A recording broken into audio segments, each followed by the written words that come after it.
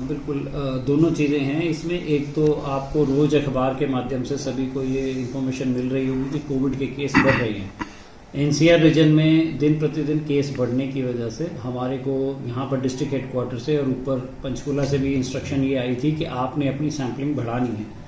इसी के अंतर्गत हम कुंजपुरा अपना रोज सैम्पलिंग सीएचसी पर कर रहे हैं। हमारे दोनों पीएचसीज घीड़ और मधुबन में भी सैम्पलिंग चल रही है।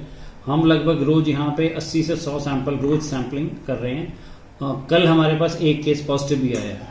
तो इसलिए ऐसा नहीं है कि हम पूरी तरह अपने आप को सुरक्षित समझें कि हमारे क्षेत्र से कोविड बिल्कुल चला गया है, और जब तक हम टेस्टिंग नहीं करवाएंगे हमें ये नहीं पता लगेगा कि हमारे यहाँ कोविड का इन्फेक्शन है कि नहीं। अभी तक पिछले एक हफ्ते से लगभग रोज हमारे किसी दिन 86 सैंपल, किसी दिन 90 सैंपल जा रहे हैं, और पिछले एक हफ्ते में जितनी भी सैम्पलिंग हुई इसमें केवल एक ही पॉजिटिव केस हमारे पास अभी सामने आया है। तो इसीलिए मेरी सभी से अपील है कि जिसको भी खांसी, जुकाम, गला खराब, ऐसे कोई भी सिम्टम होता है, यहाँ पर हमारी दिन के टाइम 9 से लेकर 2 बजे तक, 3 बजे तक हम रोज सैम्पलिंग कर रहे हैं। आरटीपीसीआर ही कर रहे हैं, जो हमारा सारे सैंपल कल्पना चावला जाके टेस्ट होते हैं। तो सभी से मेरा यही अनुरोध है कि जो भी किसी का गला खराब हो, लोकल आरएमपी के पास जाकर दवाई लेने की बजाय हमारे पास आकर, दवाई तो उनको मिलेगी यहाँ पर गला खराब की भी और उसके अलावा उनके आरटीपीसीआर के भी सैंपल होंगे। दूसरी बात, जो कोविड वैक्सीनेशन की हम अभी कर रहे थे, कि अब सरकार की तरफ से जैसे सोमवार से इंस्ट्रक्शन आई है कि जो तीसरी डोज है, प्रिकॉशन डोज है, वो भी सभी एज ग्रुप्स के लिए 18 प्लस के लिए सरकार ने फ्री ऑफ कॉस्ट कर दी है। तो मेरा अनुरोध है कि जिनकी अगर जो ड्यू डोज है सेकंड, क्योंकि हमारी सेकंड डोज भी बहुत सारे लोगों ने लगवाने से अभी वंचित रह गए हैं। हमारी तरफ से रोज कैंप्स लग रहे हैं, परंतु कुछ जगह क्योंकि केवल 2-3 मरीज आते हैं तो वहाँ कैंप हमारा सक्सेसफुल नहीं हो पाता। तो आपके माध्यम से मेरी सभी से अपील है कि जिसको भी अगर अपनी सेकंड डोज लगवानी हो, प्रिकॉशन डोज लगवानी हो, अगर उनके गांव के अंदर उस दिन कैंप नहीं भी लग रहा, तो हम अपनी सीएचसी पर रोज सभी प्रकार के जो कैंप है, हमारे 12 से 14 का कैंप है, 15 से 17 का कैंप है, 18 प्लस का। 18 प्लस में हमारी सेकंड डोज भी लग रही है और हमारी प्रिकॉशन डोज भी लग रही है। तो उसके लिए अगर कोई भी व्यक्ति, कोई भी बच्चा किसी को भी लगवाने में कहीं और समस्या आती है, तो सीएचसी पर आकर अपना सोमवार से शनिवार तक प्रतिदिन हम यहाँ कैंप लगा रहे हैं, तो वो जरूर आके लगवाएं। और आपके माध्यम से मैं अपना फ़ोन नंबर भी सबके साथ शेयर करना चाहूँगा, 9467191687, ताकि अगर किसी को पूछना हो कुछ कि भी आज कैंप लग रहा है कि नहीं, किसी को ये हो कि जी मेरे कितने बजे तक कैंप लगना है, तो आप मुझे कॉल करके अपना अगले दिन का समय, या अगर आपको लगता है कि उस समय, कई बार मुझे 2, ढाई, 3 बजे भी फ़ोन आते हैं जी अभी कैंप चल रहा है कि नहीं, हमारे पास डोज बची होती है तो हम 3:30 तक कैंप लगा रहे होते हैं, ताकि हमारी वैक्सीन पूरी यूटिलाइज हो जाए। जैसे अब पहले मैंने कहा था कि हमारा एनसीआर रीजन में कोविड का जो इन्फेक्शन है ज़्यादा फैल रहा है। ये सही समय है कि जिसकी सेकेंड डोज ड्यू है, जिसकी प्रिकॉशन डोज या बूस्टर डोज ड्यू है, वो लगवा ले। क्योंकि अगर आज हम अपनी डोज लगवाते हैं तो कम से कम 15 दिन से 1 महीना लगता है शरीर को इम्यूनिटी बूस्ट करने में, उस इन्फेक्शन से फाइट करने के लिए।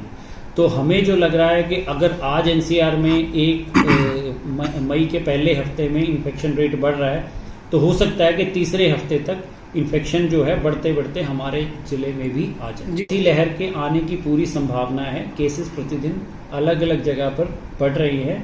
तो अगर हम बूस्टर डोज जितनी जल्दी लगवाएंगे या सेकेंड डोज जिनकी ड्यू है लगवाएंगे, उनके अंदर इम्यूनिटी होगी, तो अगले 15 दिन या महीने में जब भी हमारी चौथी लहर आती है तो वो सभी व्यक्ति कम से कम उससे, चौथी लहर से प्रोटेक्टेड रहेंगे। प्रिकॉशन जो है, मास्क के प्रिकॉशन हैं या हमारे सोशल बहुत ज़्यादा लोगों से ना मिलने के प्रिकॉशन है, उनको फॉलो करते रहें। जो डोज है, अगर आपको डायरेक्टली सिर्फ इन्फेक्शन से नहीं भी बचा पाती, लेकिन जैसे कि हमने तीसरी लहर में देखा कि बहुत सारे हमारे व्यक्ति जो वैक्सीनेटेड थे, उनकी जब भी उनको इन्फेक्शन हुआ तो बिल्कुल माइल्ड इन्फेक्शन हुआ, बहुत ज़्यादा हॉस्पिटलाइजेशन की ज़रूरत नहीं पड़ी, जो हमारी सेकेंड वेव में बहुत भयानक थी। क्योंकि तब उस समय वैक्सीनेशन का हमारी कवरेज कम थी। लेकिन तीसरी लहर में जब हमारी वैक्सीनेशन की कवरेज अच्छी थी तो हमारी हॉस्पिटलाइजेशन, हमारा डेथ रेट बिल्कुल कंट्रोल में था। केवल गंभीर मरीजों को ही उसका ज़्यादा नुकसान हुआ। तो इसीलिए मेरी सबसे अपील है कि सभी अपनी टाइमली सेकेंड डोज, टाइमली अपनी प्रिकॉशन डोज ज़रूर लगवाएं, ताकि चौथी लहर अगर आती है तो हम अपने को, परिवार को, सबको प्रोटेक्टेड रखें। सरकार के द्वारा 12 साल से ऊपर सभी लोगों को, बच्चों को 12 से 14 साल की हमारी स्कूल में स्पेशल कैंपेन चल रहा है। मेरी अपील है कि अपने स्कूल को, हमारे बहुत सारे प्राइवेट स्कूल्स के अंदर थोड़ा सा रिलक्टेंस होती है कि जी हम कंसेंट लेंगे, तो डोज बिल्कुल सेफ है। तो अपने जितने भी आपके बच्चे जो 12 साल से ऊपर हैं उनके लिए अलग से कॉर्बेवैक्स हमारी आ रही है, जिनकी फर्स्ट और सेकंड डोज लगा रहे हैं। स्कूल में इसी तरह हमारे 15 से 17 साल वाली जो डोज है उनकी भी सेकंड डोज बहुत सारे बच्चों की ड्यू है, जिनको हम लगातार रोज लगा रहे हैं। रोज हम अपना कैंपेन मोड में इस काम को कर रहे हैं। और अब हमने, हमारे पास एक वैक्सीन की वो भी है, बस भी है, जो हम अब प्लान कर रहे हैं कि जिस स्कूल में सिर्फ 5 या 10 बच्चे ही हों तो वो एक दिन में 4 या 5 स्कूल कवर करे। किसी में 10 बच्चे भी होंगे तो उनको वैक्सीन हम वहीं जाके लगाएंगे। और क्योंकि हमारे पास 4 घंटे का टाइम होता है, तो हम यही सोच रहे हैं कि उस वैन के माध्यम से हम 4 या 5 स्कूल रोज कवर, बच्चे भी कवर हो जाएं और हमारी वैक्सीन भी वेस्ट ना हो, क्योंकि हमारी कीमती वैक्सीन है और हम नहीं चाहते कि कोई भी हमारी एक भी डोज जो हम लगा रहे हैं वो वेस्ट हो। तो सभी पब्लिक से मेरी यही अपील है कि जिसकी भी जो भी ड्यू है, किसी की फर्स्ट डोज बच्चों की हो सकता है ड्यू हो, किसी की सेकंड हो, और जो 18 प्लस है उनकी बूस्टर डोज, तो सभी फ्री ऑफ कॉस्ट अपने जो निकटतम गांव है उसमें पता कर लें कि डोज लग रही है कि नहीं। अन्यथा जो मैंने नंबर दिया है उस पर संपर्क कर सकते हैं। हम कोशिश करते हैं कि हम हर डोज कम से कम कुंजपुरा में रोज खोलें और हमारे पास सफिशिएंट लोग भी इकट्ठे हो जाते हैं ताकि हमारी डोज भी वेस्ट ना हो और मैक्सिमम लोगों को, कुंजपुरा क्षेत्र को, उनको इसका बने। तो एक तो मेरी अपील यही है कि आप अपने जो प्राथमिक स्वास्थ्य केंद्र है उसके इंचार्ज का नंबर, जैसे हमारे डॉक्टर अमरीक गीड़ में, डॉक्टर माला है मधुबन में, उनका नंबर स्वास्थ्य केंद्र से जरूर लें। उनसे बात करें कि जी आपका आज इस गांव में कैंप लग रहा है कि नहीं। अगर उनका डिस्टेंस बहुत ज़्यादा नहीं है कुंजपुरा से, तो यहाँ पर आके हम यहाँ पर रोज़ डोज जरूर खोल रहे हैं ताकि सभी बच्चों को या सभी एडल्ट्स को जो भी ड्यू हो वो जरूर टीकाकरण करवाएं। सर, डेंगू को लेकर क्या स्थिति है, किस तरह की जो है व्यवस्थाएं की गई हैं बचाव की? डेंगू और मलेरिया की जो स्थिति है इस समय पूरे जिले में नियंत्रित है। पब्लिक के लिए मैं इंफॉर्मेशन जरूर शेयर करूंगा कि ये गर्मी के मौसम में जब हीट वेव होती है तो जो मच्छर होता है उसका साइकिल कंप्लीट ना होने की वजह से फ्रेश इन्फेक्शन मलेरिया का नहीं होता। पूरे पिछले 4 साल से हमारा जो जिला है वो मलेरिया मुक्त रहा है, कोई भी हमारे मलेरिया का केस नहीं रहा। परंतु पिछले साल आप सबको पता है कि डेंगू का बड़ा भारी प्रकोप रहा था, काफ़ी ज़्यादा केस हुए। तो उसी के अंतर्गत प्रिकॉशंस जो है, कुछ सरकार की तरफ से प्रिकॉशन रहते हैं कि भाई जहाँ ज़्यादा वेक्टर डेंसिटी हो जाए वहाँ पर गाँव के माध्यम से हम फॉगिंग करवा सकते हैं। परंतु क्योंकि मच्छर जो है वो ऐसी है कि अगर आपने अपने गांव में घर के आसपास ख़त्म भी कर लिया तो भी खेत से उड़कर मच्छर आ सकता है। तो पर्सनल प्रोटेक्शन पर जोर ज़्यादा देना चाहिए। शाम के समय सभी अपने घर को, दरवाज़ों, किवाड़ को बंद रखो, जब मच्छर का बाहर से अंदर आने के सबसे ज़्यादा समय होता है। उसके अतिरिक्त कोई भी अपना जो व्यक्ति है वो आधे स्लीव्स की शर्ट ना पहने, निक्कर पहन के ना बैठे, क्योंकि मच्छर कई बार टांगों पे काट जाता है और हाथ पे भी काटता है। तो अगर हम पूरे कपड़े पहन के रखें, दिन में भी मॉस्किटो रिपेलेंट का प्रयोग करें, जो हमारे ऑल आउट टाइप का है, कुछ भी हो उसको प्रिकॉशन को रखें ताकि मच्छर जो है हम इंडिविजुअल को काटने से रोका जा सके।